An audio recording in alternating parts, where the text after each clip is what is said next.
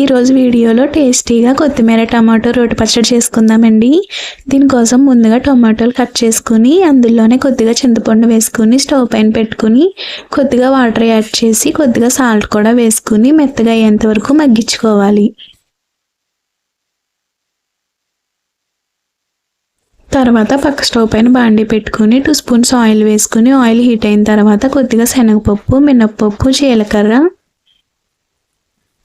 మన కారానికి సరిపడా పచ్చిమిర్చి వేసుకుని కొద్దిగా ఫ్రై అయిన తర్వాత శుభ్రంగా కట్ చేసుకుని వాష్ చేసుకున్న కొత్తిమీర కూడా వేసుకుని పచ్చివాసన పోయేంత వరకు మగ్గించుకున్నాక 4-5 వెల్లుల్లి రెమ్మలు కూడా వేసుకోవాలండి.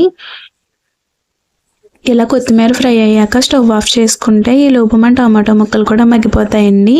2 చల్లారి పెట్టుకుని తర్వాత ఒక మిక్సీ జార్ తీసుకుని అందులో ముందుగా కొత్తిమీర వేసుకుని కొద్దిగా మిక్సీ పట్టుకున్నాక తర్వాత ఉడికించుకున్న టమాటో ముక్కలు కూడా వేసుకుని కొద్దిగా వాటర్ యాడ్ చేసుకుంటూ బరగ్గా మిక్సీ పట్టుకుంటే మన కొత్తిమీర టమాటో రోటి పచ్చడి రెడీ అవుతుందండి.